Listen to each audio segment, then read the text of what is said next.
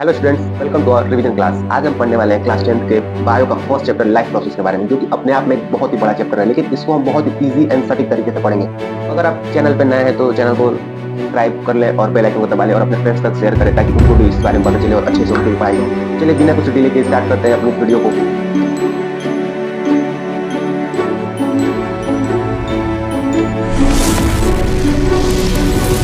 चलिए स्टार्ट करते हैं, चैप्टर को देखते हैं। इसमें हमारा फर्स्ट टॉपिक आता है व्हाट आर लाइफ प्रोसेसेस। मतलब कि लाइफ प्रोसेस होते क्या। देखिए इसको इजी लैंग्वेज में समझने की कोशिश करेंगे। Process that are necessary for our organism to stay alive. मतलब कि वो सभी क्रियाएं, वो सभी प्रोसेस जो हमें जिंदा रहने के लिए करनी होती है, वो हमारा क्या कहलाता है, लाइफ प्रोसेस। इजी लैंग्वेज में समझाने की कोशिश कर रहे हैं बच्चों, ध्यान दीजिएगा। Processes that are necessary for our organism to stay alive are called life process. मतलब कि वे सभी काम जो हमें जिंदा रहने के लिए करने होते हैं उसे हम क्या कहते हैं, लाइफ प्रोसेस करते हैं। देखिए this includes nutrition, respiration, circulation, excretion and reproduction. और हमारे लाइफ में जो बेसिकली जो मेन काम है, जो 5 काम है, वो कौन कौन सा है बच्चों। फर्स्ट है न्यूट्रिशन, जिसके बारे में हम इस चैप्टर में पढ़ने वाले हैं। उसके बाद अगला है रेस्पिरेशन, फिर है सर्कुलेशन, फिर एक्सक्रीशन, फिर रिप्रोडक्शन। ये 5 टॉपिक्स को हम लोग इस चैप्टर में क्या करने वाले हैं बच्चों, डिटेल में पढ़ने वाले हैं। चलिए स्टार्ट करते हैं। हमारा फर्स्ट टॉपिक है न्यूट्रिशन। देखिए बच्चों, न्यूट्रिशन होता क्या है। मतलब कि जो चीजें हम इंटेक करते हैं, जो चीजें हम खाते हैं, वो हमारा क्या करता है, न्यूट्रिशन कहलाता है। जिससे हमारे बॉडी को कुछ ना कुछ एनर्जी, प्रोटीन, विटामिन, फैट्स, ये सब प्रॉफिटेबल चीजें मिलती है, वो हमारा क्या कहलाता है, न्यूट्रिशन कहलाता है। चलिए देखते हैं nutrition. The process of taking nutrients from food is called nutrition. मतलब कि भोजन से जिस प्रोसेस से हम लोग फूड को लेते हैं, इनटेक करते हैं, वही प्रोसेस क्या कहलाता है, हमारा न्यूट्रिशन कहलाता है। जिसके अंदर देखिए कुछ फैक्टर्स हैं, जैसे प्रोटीन मिलता है, कार्बोहाइड्रेट मिलता है, फैट मिलता है, प्रोटीन मिलता है, विटामिन मिलता है, मिनरल्स मिलते हैं। ये सब हमें भोजन से मिलते हैं। अब देख लेते हैं बच्चों मोड ऑफ न्यूट्रिशन क्या होता है। देखिए न्यूट्रिशन का जो मोड, जो लेने का तरीका है ना, वो 2 तरीके से होता है। एक होता है ऑटोट्रॉपिक न्यूट्रिशन, दूसरा हो जाता है बच्चों heterotrophic nutrition.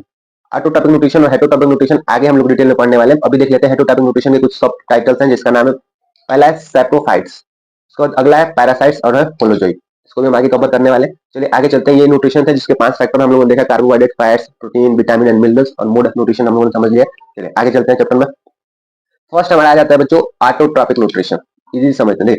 It is a kind of nutrition in which organism material like CO2, water are utilized to prepare food for the process of photosynthesis।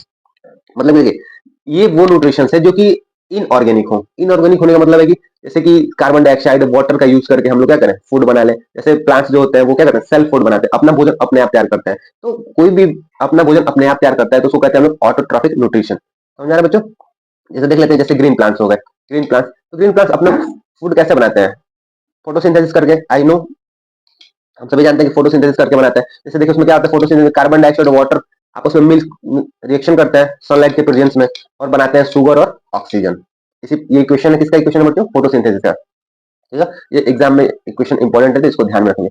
अगला देखते हैं फोटोसिंथेसिस होता क्या। देखिए कोई भी प्लांट्स है वो एटमोस्फेयर से सनलाइट लेता है, कार्बन डाइऑक्साइड लेता है, और यहाँ रूट से लेता है वाटर। अपने अंदर लेके क्या करता है, रिएक्शन करता है। रिएक्शन करता है तो क्या होता है, उससे प्रोड्यूस होता है ऑक्सीजन और ग्लूकोज, जो कि उसके फूड का काम करता है। क्योंकि सब चीजें क्लियर हो रही होंगी। फोटोसिंथेसिस क्या होता है, photosynthesis is the process of making the food of plants. अगर हम कहें तो फोटोसिंथेसिस एक ऐसी क्रिया है जिससे प्लांट्स क्या करते हैं, पौधे क्या करते हैं, अपना भोजन बनाते हैं। इसका इक्वेशन हम लोगों ने देख लिया था। इक्वेशन था कि कार्बन डाइऑक्साइड और वाटर आपस में मिक्स हो रहे थे, मिक्स करके ग्लूकोज और ऑक्सीजन फॉर्म कर रहे थे। ठीक है, चलिए आगे चलते हैं चैप्टर में। देख लेते हैं फोटोसिंथेसिस में होता क्या है। During the process of photosynthesis this following events occur. मतलब फोटोसिंथेसिस में क्या क्या चीजें होती हैं। सबसे पहले होता है बच्चों absorption of light energy by chlorophyll. देखिए प्लांट्स जो होते हैं ना, उनके पत्तों में क्लोरोफिल पाया जाता है, जो ग्रीन पिगमेंट्स होता है। तो वो क्या करते हैं, उससे सनलाइट को एब्जॉर्ब करते हैं। क्लियर है, चलिए आगे चलते हैं। Conversion of light energy to chemical energy and split of water molecules into hydrogen and carbon. Photosynthesis में क्या होता है कि जो लाइट एनर्जी हम लोग लेते हैं, जो सनलाइट लेते हैं, प्लांट्स लेता है, वो क्या करता है, केमिकल एनर्जी में चेंज करता है, उसको स्प्लिट करता है, और उससे वाटर मॉलिक्यूल को स्प्लिट करता है, हाइड्रोजन और ऑक्सीजन में स्प्लिट करता है। ठीक है, अगला आता है हमारा reduction of carbon dioxide to carbohydrate. और जो कार्बन डाइऑक्साइड प्लांट्स लेता है उसको क्या करता है, रिएक्शन करके कार्बोहाइड्रेट प्रोड्यूस कर देता है, जिससे उसे एनर्जी मिलती है। ठीक है, चलिए देख लेते हैं इसमें ध्यान से। इस फिगर को थोड़ा ध्यान से देखेंगे। If you carefully observe a cross section of a leaf under the microscope, you will notice that some cell contains green dots। देखिए आप जब इस इमेज को ध्यान से देखेंगे ना, देखेंगे इसमें देखिए यहाँ पे छोटे छोटे कुछ ग्रीन डॉट्स पाए जा रहे हैं लीव्स के अंदर। वो दिखाई दे रहा है, ये जो छोटे छोटे डॉट्स दिखाई दे रहे हैं, these dots are called organelles called chloroplast which contains chlorophyll। इन्हें हम क्या कहते हैं बच्चों, क्लोरोप्लास्ट कहते हैं। और इन्हीं में क्लोरोफिल क्या होता है, भरा होता है, और इन्हीं की वजह से हमें क्या होता है, कोई भी पत्ता हरा दिखाई देता है। समझ में आ रहा है। जो हम लोग क्रॉस सेक्शन देखते हैं लीफ के अंदर, उसमें छोटे छोटे ग्रीन डॉट्स पाए जाते हैं जिन्हें क्लोरोप्लास्ट कहते हैं। उनके अंदर क्या होता है, क्लोरोफिल भरा होता है। ये इमेज एक बार ध्यान से देख लेंगे, ठीक है। चलते हैं आगे, देखते हैं स्टोमाटा क्या होता है। द टीनी ओपनिंग और pores that enable gaseous exchange, मतलब कि लीव्स में जो छोटे छोटे पोर्स होते हैं, जो छोटे छोटे छिद्र होते हैं, जो होल होते हैं, वो क्या करते हैं, गैस को एक्सचेंज करने में हेल्प करते हैं। उन्हीं को हम लोग कहते हैं स्टोमाटा। देख लेते हैं फंक्शन क्या होता है स्टोमाटा का। Exchange of oxygen and carbon dioxide during photosynthesis. Stomata का जो बेसिक फंक्शन होता है वो क्या होता है बच्चों, कि वो एक्सचेंज करता है ऑक्सीजन और कार्बन डाइऑक्साइड को। It help in transpiration of water, the loss of excess water from the plant. और ये हेल्प करता है कि अगर किसी प्लांट के पास ज्यादा अमाउंट में वाटर हो गया तो उसको क्या करेगा, वहां से एक्सक्रीट आउट कर देता है, निकालने का काम करता है, ठीक है। Stomatal closure at night prevents water from escaping. और रात के टाइम में क्या होता है, स्टोमाटा क्लोज हो जाता है, जिसकी वजह से रात के टाइम में उससे वाटर एब्जॉर्ब मतलब कि एक्सक्रीट नहीं होता है, ठीक है। ये हो गया हमारा स्टोमाटा का फंक्शन हो गया। आगे देख लेते हैं ओपनिंग एंड क्लोज स्टोमाटा। देख लीजिए फिगर देखते हैं। देखिए ये स्टोमाटा आपको दिख रहा होगा, इसमें जो आउटर सेल दिख रहे हैं ना, इनको हम लोग कहते हैं गार्ड सेल, जो कि स्टोमाटा को सेफ रखने का काम करते हैं। और जो ये आपको पोर दिख रहा होगा, इसको हम लोग कहते हैं स्टोमल पोर, जो कि दिन के टाइम खुला रहता है और रात के टाइम क्या होता है बच्चों, बंद हो जाता है। जो ये छोटे छोटे आपको हमने बताया कि ये जो दिख रहा है पोर्स, इनको हम लोग कहते हैं, क्या कहते हैं बच्चों, क्लोरोप्लास्ट। और इनके अंदर क्या होता है, क्लोरोफिल भरा होता है ग्रीन कलर का, जिसकी वजह से हमें लिप्स क्या दिखाई देते हैं, ग्रीन दिखाई देते हैं। और सनलाइट को ये ऑब्जर्व करने में क्या करता है, हेल्प करता है। देख लीजिए यहाँ पे भी क्लोरोप्लास्ट है, ये सब चीजें ये इसके अंदर भरा होता है, ठीक है। आई होप आपको सारी चीजें क्लियर हो। चलिए जल्दी चलते हैं आगे। अगला आ जाता है हमारा हेट्रोट्रॉपिक न्यूट्रिशन। हेट्रोट्रॉपिक न्यूट्रिशन देख लेते हैं। टाइप्स ऑफ हेट्रोट्रॉपिक न्यूट्रिशन तीन प्रकार के जो हम लोगों ने अभी देखा था, सेप्रोट्रॉपिक न्यूट्रिशन, पैरासाइट न्यूट्रिशन और होलोजोइक न्यूट्रिशन। देखिए सबसे पहले समझते हैं saprotrophic. Feeds on dead and decaying materials, includes bacteria and fungi which digest the food externally before the nutrition are absorb. ठीक है, वो सभी ऑर्गेनिज्म, ऐसे ऑर्गेनिज्म जो क्या करते हैं, डेड एंड डिकेइंग मटेरियल से अपना भोजन बनाते हैं, उसे हम लोग क्या कहते हैं, सेप्रोट्रॉपिक न्यूट्रिशन कहते हैं। डेड एंड डिकेइंग जैसे बैक्टीरिया हो गई, अगर कोई जानवर मर गया तो उससे पहले बाहर क्या करते हैं, एक्सटर्नली उसको डाइजेस्ट कर लेते हैं, उसके बाद इंटेक करते हैं। मतलब कि जो सिंपल सा जो डेड एंड डिकेइंग मटेरियल से अपना भोजन बनाया, उससे हम लोग कहते हैं सेप्रोट्रॉपिक न्यूट्रिशन। चलते हैं अगला, obtaining nutrition from living organism. The parasite obtain nutrition by living organism और in the body of the host. वो बैक्टीरिया, वो ऑर्गेनिज्म जो क्या करते हैं, किसी लिविंग ऑर्गेनिज्म से अपना फूड बनाते हैं, उन्हें हम लोग कहते हैं बच्चों पैरासाइट्स न्यूट्रिशन। ठीक है, जो लिविंग, जैसे हम लोग देख सकते हैं कैक्टस हो गया या टेप बॉम हो गया, ये सब क्या करते हैं, ये एक्सटर्नली अपना फूड ले लेते हैं और अपने अंदर लेके बना के खा लेते हैं, ठीक है। अगला चलते हैं holozoic. The organic organism feed by ingesting solid organic matter which is then digested and absorbed into their body। मतलब कि होलोजोइक वो होते हैं जो कि अनडाइजेस्टेड फूड को लेते हैं और अपने अंदर डाइजेस्ट करते हैं, उसके बाद उससे अपना एनर्जी फाइंड करते हैं।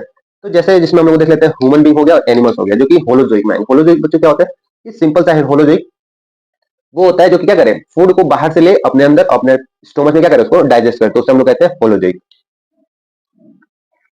होलोजोइक बच्चों न्यूट्रिशन क्या होता है कि जैसे ह्यूमन बींग्स हो गए, वो क्या करते हैं, फूड को बाहर से अपने आप अंदर लेते हैं, डाइजेस्ट करते हैं, उसके बाद उससे अपने न्यूट्रिशन को फाइंड करते हैं। तो ऐसे न्यूट्रिशन को हम लोग क्या कहते हैं, होलोजोइक न्यूट्रिशन। चलते हैं अपने अगले टॉपिक पे।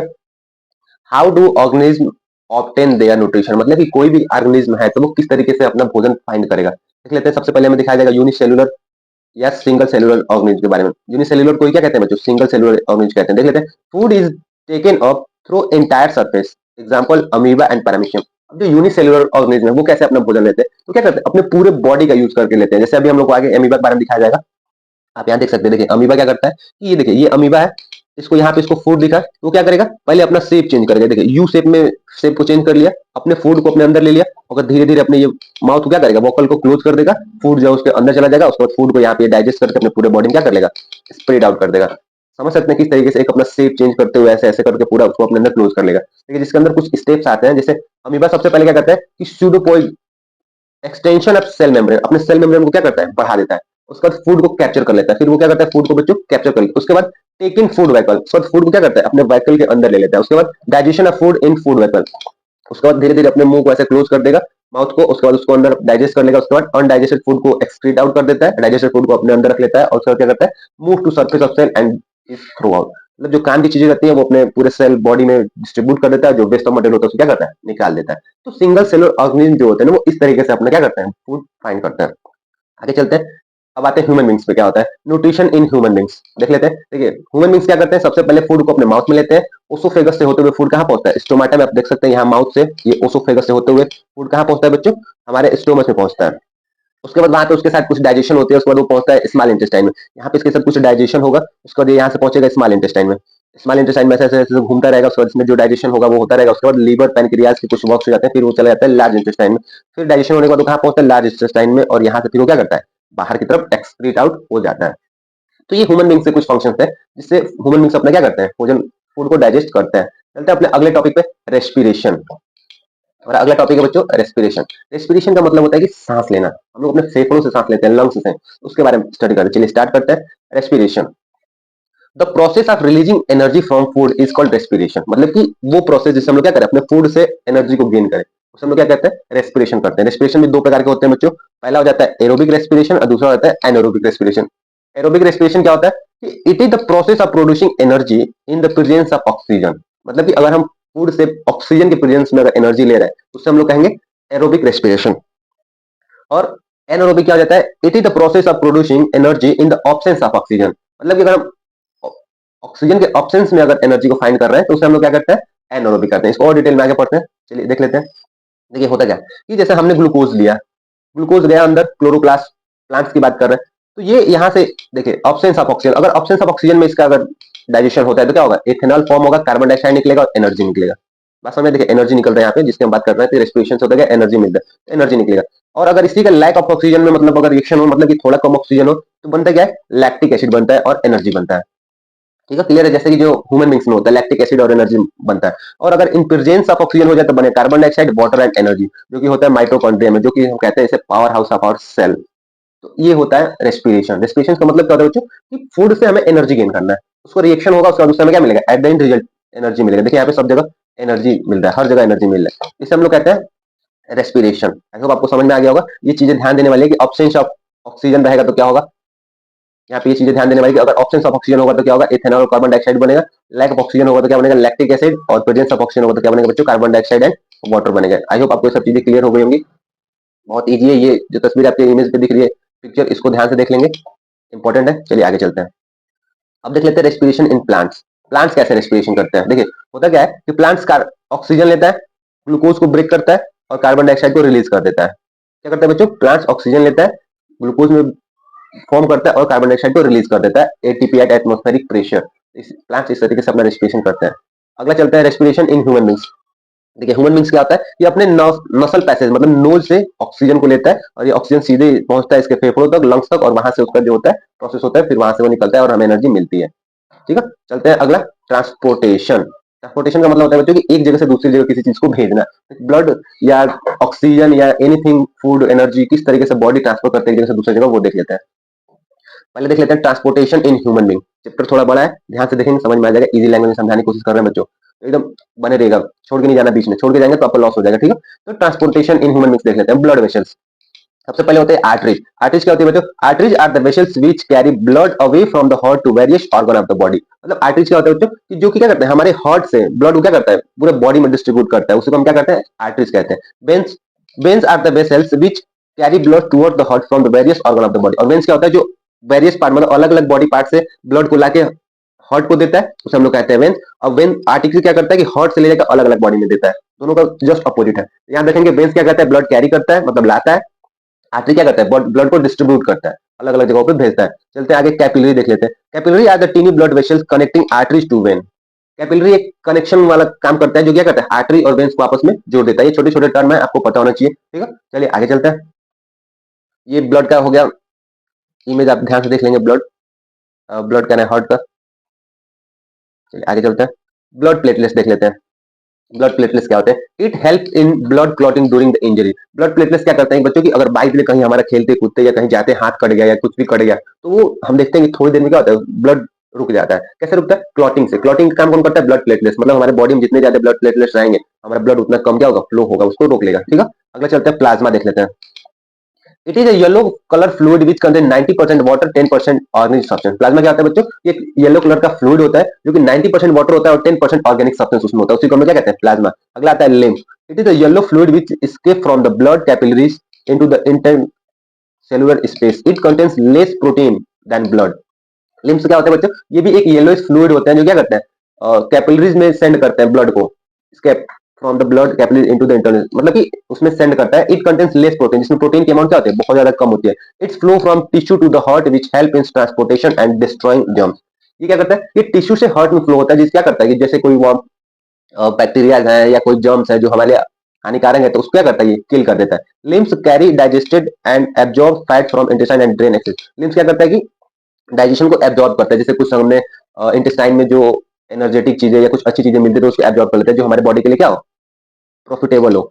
Fluid from extra cellular space back into the blood, और उसको क्या करते हैं, वापस उसको हर्ट्स को ट्रांसपोर्टेशन इन ब्लड। देख लेते हैं, there are two main conducting pathway in a plant. ठीक है, प्लांट्स में दो ही पाथवे है जो कि क्या करता है, ट्रांसपोर्टेशन करता है, मतलब कोई भी चीज एक जगह से दूसरी जगह भेजता है, जिसमें फर्स्ट हमारा हो जाता है जाइलम और दूसरा है फ्लोएम। इजी है, समझ लेते हैं। देखिए जाइलम फ्लोएम क्या होता है, it transport water and mineral from root to highest point of the plant. Xylem का काम क्या होता है बच्चों, कि ये कोई भी चीज जो लेगा ना, वो रूट से लेगा, जैसे कुछ न्यूट्रिएंट्स ले लिया रूट से, और उसको क्या करता है, टॉप ऑफ द प्लांट्स पहुंचाता है, मतलब प्लांट के जो सबसे ऊपरी भाग होगा वहां तक, मतलब पूरे बॉडी में प्लांट्स में क्या कर देगा, वो डिस्ट्रीब्यूट करने का काम करता है।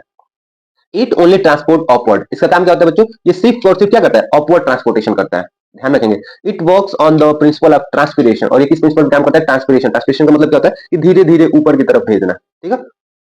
अगला देख लेते हैं फ्लोएम क्या होता है, it transport food from leaf to other part of the plant. इसका काम क्या होता है बच्चों, ये फूड को ट्रांसपोर्ट करता है, कहां से, from leaf to other part, मतलब जो लीव्स पे जो हम कह सकते हैं कि फोटोसिंथेसिस करके जो फूड हम प्लांट से बनाए उसको ये ट्रांसपोर्ट करता है कहां तक, पूरे बॉडी में, प्लांट्स के पूरे बॉडी में डिस्ट्रीब्यूट करता है। It transport upward as well as downward. क्या करता है बच्चों की, ये अपवर्ड भी ट्रांसपोर्ट करता है और डाउनवर्ड भी करता है, लेकिन जाइलम क्या करता है, सिर्फ और सिर्फ अपवर्ड करता है, फ्लोएम अपवर्ड एंड डाउनवर्ड दोनों करता है, ठीक है। चलिए आगे चलते हैं। Transport of food from leaves to other part of plant is called translocation. जो प्रोसेस ये सेंड करता है फूड को, इस प्रोसेस से ये सेंड करता है फूड को कहां से, लीफ से other parts of the plant, उसको क्या कहते हैं, ट्रांसलोकेशन कहते हैं। ये दोनों चीजें आपको क्लियर हो गई, आप देख सकते हैं स्क्रीन पे, बहुत ही इजी लैंग्वेज में हमने इसको डिस्क्राइब करने की कोशिश किया। चलिए आगे चलते हैं।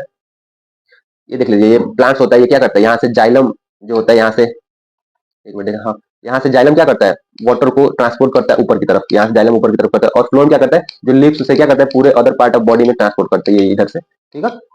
तो जाइलम जो होता है सिर्फ और सिर्फ किधर ट्रांसपोर्टेशन करता है बच्चों, अपवर्ड करता है, लेकिन फ्लोएम क्या करता है, डाउनवर्ड भी करता है और अपवर्ड भी करता है, दोनों तरफ करता है, ठीक है। चलिए आगे चलते हैं। एक्सक्रीशन आ जाता है, जो कि बहुत इंपॉर्टेंट है। जैसे कि अगर हम लोग कोई चीज खा रहे हैं, या कोई चीज, कोई प्लांट्स हो चाहे कोई ऑर्गेनिज्म हो, उसके पास जब वो अपने काम की चीजें ले ले, अपने प्रॉफिटेबल चीजें ले ले, तो वेस्ट मटेरियल भी तो निकलेगा, तो वो वेस्ट मटेरियल कहाँ जाएगा, उसके लिए आता है एक्सक्रीशन, मतलब कि बाहर निकलना। किस तरीके से निकलता है देख लेते हैं। एक्सक्रीशन इन ह्यूमन बीइंग देख लेते हैं। The metabolic activity in the body generated many kinds of waste included, मतलब कि जो मेटाबॉलिक एक्टिविटी, जो भी फंक्शन है हमारे अंदर, डाइजेशन हो रहा है, उससे क्या होता है, कुछ वेस्ट मटेरियल निकलते हैं, उन्हीं को जो बाहर करने की जो प्रोसेस होती है उसको हम क्या कहते हैं, एक्सक्रीशन कहते हैं। Which are harmful for the body and hence need to be remove, जो कि हमारे लिए क्या होते हैं, डाइजेशन के बाद वो हमारे लिए हार्मफुल होते हैं, उनको बाहर निकालना जरूरी हो जाता है। Excretion is a process by which these waste are remove from the our body, और एक्सक्रीशन ही वो प्रोसेस है जिससे हम क्या करते हैं, वेस्ट मटेरियल को अपने बॉडी से क्या करते हैं बच्चों, बाहर निकाल देते हैं, ठीक है, क्लियर है। चलिए ह्यूमन बींग्स का हो गया। जैसे देखिए नेफ्रॉन है, नेफ्रॉन कहाँ होता है बच्चों, किडनी में होता है, देख लेते हैं। Each kidney contains many filtration unit called nephron. आप देख सकते हैं यहाँ पे नेफ्रॉन होगा, देखिए सारे जो पाइप्स दिख रहे हैं आपको, ये नेफ्रॉन है। ये क्या करता है कि फिल्ट्रेशन का काम करता है, मतलब कि वेस्ट मटेरियल को एक्सक्रीट आउट करेगा, और जो भी उसमें प्रॉफिटेबल चीजें होंगी, जो भी अच्छी चीजें होंगी, उसको क्या कर लेगा, फिल्टर कर लेगा अपने लिए, ठीक है, अपने हमारे बॉडी के लिए, अपने लिए मतलब कि हमारे बॉडी के लिए, ठीक है, फिल्टर कर लेगा। आगे देखिए फंक्शन ऑफ नेफ्रॉन क्या होता है, एक्सक्रीशन ऑफ नाइट्रोजनस वेस्ट। ये क्या करता है, जो भी हार्मफुल वेस्ट मटेरियल होता है उसको क्या करता है, बाहर करता है, to maintain the water and the ionic balance, osmotic regulation. ये सब निकालने की जरूरत क्यों है, क्योंकि अगर हमारे बॉडी में जो वाटर लेवल है उसको मेंटेन रखना होगा, जो हमारे बॉडी में जो आयनिक बैलेंस है उसको मेंटेन करना होगा, क्योंकि अगर हमें नई चीजें फिर से इंटेक करनी है, फिर से हमें एनर्जी की जरूरत है, तो हमें जो चीजें अंदर ले रहे हैं तो फिर कुछ ना कुछ बाहर तो निकलना चाहिए, तो जो वेस्ट मटेरियल होता है वो बाहर निकलता है, तो वहां पे नेफ्रॉन का काम होता है कि उसमें जो भी प्रॉफिटेबल चीजें उसको एब्जॉर्ब कर लेगा, और जो वेस्ट मटेरियल होगा उसको क्या करेगा, बाहर निकाल लेगा, ठीक है। चलिए आगे चलते हैं। ये नेफ्रॉन का ये इमेज हो गया है, आप देख सकते हैं। देखिए ये पाइप्स की तरह होता है, ये ऐसे ऐसे जो ये फैला हुआ है, ये सब इसमें वेस्ट मटेरियल जाता है, और इसके साइड में देखिए ये सब लगा हुआ है, ये सब क्या करते हैं, एब्जॉर्ब करते रहते हैं, और ये ऐसे ऐसे करते करते करते बाहर निकल जाता है, ठीक। चलिए आगे चलते हैं। Function of urine in human देख लेते हैं। यूरिन का फंक्शन क्या होता है, the urine formation involve three step, और ये फॉर्मेशन था, हमने फंक्शन पढ़ लिया। The urine formation involve three step, जो यूरिन हमारे बॉडी में बनता है वो कहाँ से बनता है, उसके लिए तीन स्टेप होते हैं बच्चों, देख लेते हैं कौन कौन। पहला है ग्लोमेरुल फिल्ट्रेशन, दूसरा है ट्यूबुलर रीअब्जॉर्प्शन, और तीसरा है सेक्रीशन। देख लेते हैं बच्चों, ग्लोमेरुल फिल्ट्रेशन क्या है, nitrogenous waste glucose water amino acid filter from the blood into the Bowman capsule for the nephron. मतलब कि हमारे बॉडी में जो भी नाइट्रोजनस वेस्ट है, जो ग्लूकोज वाटर है या जो अमीनो एसिड है, वो हमारे बॉडी के लिए हार्मफुल होता है, तो क्या करता है, इसको फिल्टर कर लेता है। फिल्टर करके कहाँ स्टोर करता है बच्चों, बॉमन कैप्सूल में। आप यहाँ इमेज चाहे तो देख सकते हैं, देखिए यहाँ पे ये बॉमन कैप्सूल आपको ये दिखाई दे रहा है, इसमें क्या करता है, स्टोर करता है बॉमन कैप्सूल में, ठीक। फिर ट्यूबुलर रीअब्जॉर्प्शन क्या होता है? Now useful substance from the filter are reabsorbed back by capillary surrounding the nephron. अब देखिए इसमें एब्जॉर्ब तो हो गया, अब इसमें जो भी प्रॉफिटेबल चीजें होंगी वो यहाँ से जाएंगे नेफ्रॉन में, और नेफ्रॉन में क्या है? कैपिलरीज है जो कि क्या करते हैं? अपने यूजफुल सब्सटेंस को क्या करते हैं? एब्जॉर्ब कर लेते हैं। ठीक है, समझ में आ रहा है? चलिए आगे चलते हैं। अगला है सिक्रीशन। अब जो भी चीजें प्रॉफिटेबल थी वो तो हमने एब्जॉर्ब कर लिया, तो अब एब्जॉर्ब कर लिए तो जो वेस्ट मटेरियल उसको बाहर निकालना पड़ेगा, मतलब सिक्रीशन होगा। Urea, extra water and salt are secreted into the tubular when open up into the collecting duct they into the urethra. अब जो यूरिया हो गया या फिर जो एक्स्ट्रा वाटर है या जो सॉल्ट वाटर है वो जो हमारे बॉडी में एक्स्ट्रा हुआ है उसको क्या करता है? बाहर निकालते हैं। तो बाहर निकालने कैसे? सिक्रेशन प्रोसेस निकलता है। जब ट्यूबुलर खोलता है तो वो सारे जो वेस्ट मटेरियल वो कहाँ आगे? यूरेथ्रा में आ जाता है, और यूरेथ्रा से क्या होता है? हमसे एनस से होते हुए बाहर निकल जाते हैं। तो इस तरीके से हमारे बॉडी से सिक्रेशन हो जाता है वेस्ट मटेरियल का। अब चलते हैं एक्सक्रीशन इन प्लांट्स। अभी तक हम लोगों ने जो भी देखा वो सब ह्यूमन बींग्स में देखा ना, अब हम लोग प्लांट्स के बारे में देख लेते हैं कि कैसे एक्सक्रीशन हो रहा है। Plants use different strategy to excrete up different products. मतलब कि प्लांट जो होता है ना वो अलग अलग प्रोसेस अपनाते हैं अलग अलग चीजों को बाहर निकालने के लिए। जैसे देख लेते हैं oxygen and carbon dioxide is diffuse through stomata. मतलब कि जो ऑक्सीजन और कार्बन डाइऑक्साइड होता है वो कहां से निकलता है? बाहर, स्टोमाटा से। Excess water is removed by transpiration, और जो एक्सेस वाटर होता है वो कहां से निकलता है बच्चों? ट्रांसपिरेशन से निकलता है। Plants can even lose some of their old parts like old leaves and barks tree. और प्लांट्स क्या करते हैं कि जैसे उसके कुछ सूखे पत्ते हो गए या वेस्ट मटेरियल हो गया वो क्या करता है? सूखे पत्तों से गिर जाता है या फिर कुछ टूट जाता है, उसमें से जो ओल्ड पार्ट्स होते हैं वो सब टूटते फूटते रहते हैं, तो वो उस तरीके से भी अपना क्या करता है? वेस्ट मटेरियल को बाहर निकालता है। ह्यूमन बींग्स में क्या होता है? एक ही मेथड है कि किडनी से होकर जाएगा वहां से बाहर निकलेगा, लेकिन प्लांट्स क्या करते हैं? अलग अलग चीजों में अलग अलग तरीके से निकालते हैं। जैसे हम लोगों ने देखा ना, कार्बन डाइऑक्साइड और ऑक्सीजन को क्या करता है? स्टोमाटा से निकाल देगा, एक्सेस वाटर ट्रांसपिरेशन से निकाल देगा। जो ओल्ड प्लांट्स होंगे, जो ओल्ड पार्ट्स होगा प्लांट्स का, उसको क्या करेगा? वो ऐसे ही सूख जाएगा तो गिर जाएगा। Other waste product like resins and gums especially in old xylem called which can also be lost by plant। मतलब जो एक्सेस अमाउंट में जो गॉम्स और रेजिन्स उसके अंदर हो जाते हैं वो भी प्लांट्स को हार्मफुल होते हैं, तो वो भी उसको क्या करते हैं? धीरे धीरे करके बाहर निकाल देता है। ठीक है बच्चों, आई होप आपको ये सारी चीजें क्लियर। तो हमारा चैप्टर यहाँ पे खत्म होता है।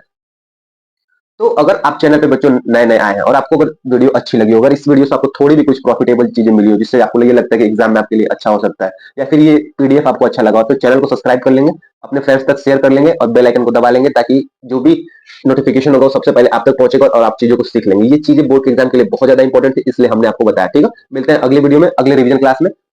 थैंक यू बच्चों।